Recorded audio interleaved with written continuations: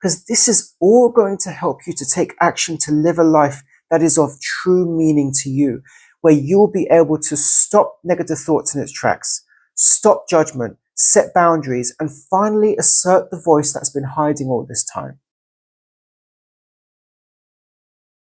No one likes being uncomfortable. No one likes discomfort. We try to avoid it. We try to avoid that argument with someone or have that awkward conversation.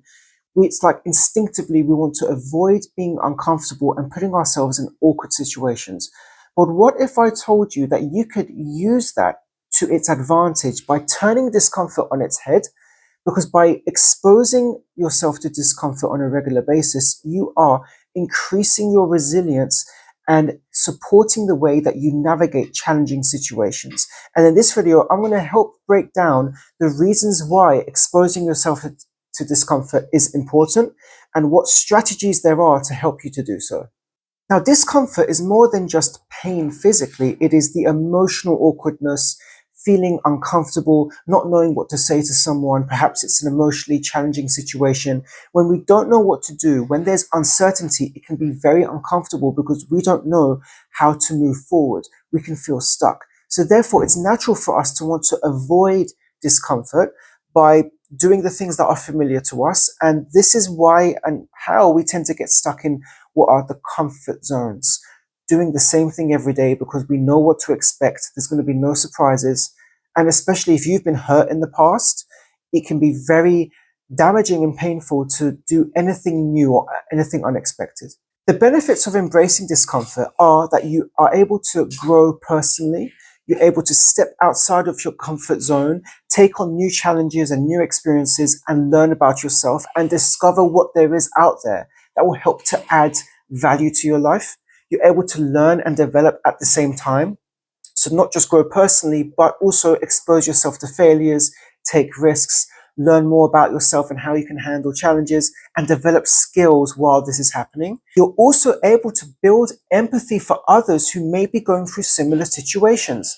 So whereas before you might have been, felt awkward and not know what to say to someone who's feeling quite low, now, because you've experienced those kind of feelings and those negative emotions yourself, you may be able to better guide them or at least to sit with someone or in situations where it feels awkward or quite low. I want to share now some things you can do practically to help to expose yourself to discomfort. Now, the first thing to do is to start small, especially if you're at the beginning of this journey. Start with something that you know you could potentially achieve. So if it's that conversation with your partner that you've been avoiding for a long time, maybe just start with the point of listening to where they're coming from. See if you can hear what they say and don't say anything. Even if feelings of discomfort arise within you, just see if you can sit with it.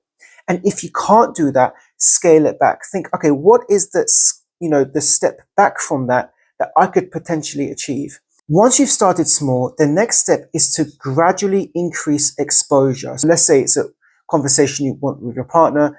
You've managed to listen to them. Now share your opinions, knowing that your opinions may well lead them to engage in conflict. There are certain skills that you can use to help mitigate that, but it's the point of exposing yourself gradually to the discomfort and checking in with yourself during this time. Whereas if it's getting too much, if it's getting overwhelming, or do you feel that you're at a comfortable enough level that you can stay with it? And then after you've had that exchange, whether it's that conversation or whether it's dealing with a dispute, whatever it might be that's causing the discomfort, don't judge yourself for what it is you're uncomfortable about, but take 5 or 10 minutes afterwards just to reflect on your experience. How did you find it? It may have been very unpleasant, but you managed to get through it. Did you take anything away? Did you learn anything? Is there anything that you would want to do differently for next time? So use it as an opportunity to reflect on your sense of self and what feelings are coming up for you. A good example of exposing yourself gradually is one that I work with a lot of my clients, which is exposing yourself to limiting self-critical beliefs. Limiting beliefs about yourself that are critical in nature. You say you can't do it, you're not capable, you'll never achieve this or that. A lot of my clients deal with that and it's linked to low self-esteem. And so approaching that subject generally is very uncomfortable. And I think it's partly uncomfortable because we don't have an immediate solution. We just know that we feel very low about ourselves and we don't know what to do about it. So what, not having a clear solution is uncomfortable, but it takes patience and self-compassion for the solution to arise. And the solution is often found in the work you're not doing, which is in being with the discomfort. And that's, again, an added benefit of exposing yourself through these steps. Don't push yourself to the point where you will become overwhelmed or will completely retreat or relapse. The whole point is you need to check in with yourself if it's getting too much, or even if you need a break, take a break, step away, do something for yourself, just completely cut away from it. Because by doing that, you are also giving yourself compassion and you are listening to yourself and you are managing the way you expose yourself to discomfort. So this all matters. A tip I would offer is to approach your discomfort and the things that you're dealing with and you're sitting with, approach it with curiosity rather than judgment. Be curious about what's coming up for you. Be curious about the feelings. Have you always felt like this? When did I start feeling like this? Why is it recently I've been avoiding this conversation when I used to be able to talk about it? Like, what's changed? Start being curious. Forget the judgment, because it just doesn't help. There may be people in your life who judge you, and they've done it for all your life. You've been expected to take that judgment. You've been expected to bend over for them, do what other people say. But now it's time for a change. Now it's time for you to sit with your own discomfort. But no one's making you do it. This is your own unique journey, and you deserve to approach your feelings with curiosity, to expand your knowledge and self-awareness on it, because this is all going to help you to take action to live a life that is of true meaning to you, where you'll be able to stop negative thoughts in its tracks, stop judgment, set boundaries, and finally assert the voice that's been hiding all this time. I've had personal struggles with this. I've had personal struggles with self-esteem, with setting boundaries, with people pleasing. I know what it's like, and I'm still going through that journey myself. I don't think it's ever going to end. You only get better and more efficient and skillful with time in terms of setting boundaries or managing difficult emotions or, negative self-talk. I think you get more skillful and more efficient, but it doesn't end. I don't think there's going to be the day where you feel better about yourself and everything's great. Of course, there are moments in life that present that. There's going to be moments in life that really knock us down.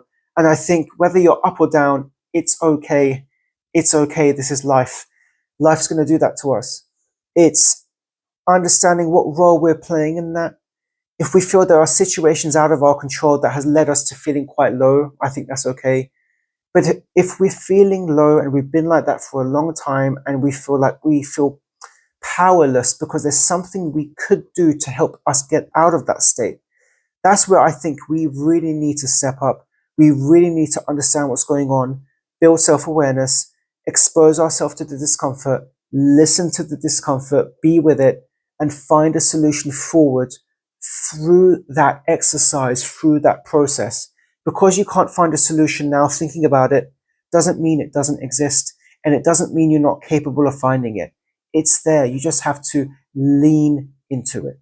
So a call to action for all of you viewers is to think of a time or recent time, a situation, a conversation, it could be anything, that is going to make you feel uncomfortable. Just bring it to mind now and think about what is one thing you can do to help address the issue. What can you do to not avoid that discomfort? And what can you do to take a step towards leaning into the discomfort? What are you going to learn about yourself? What are you willing to learn about yourself? And ask yourself, what is it you're afraid of?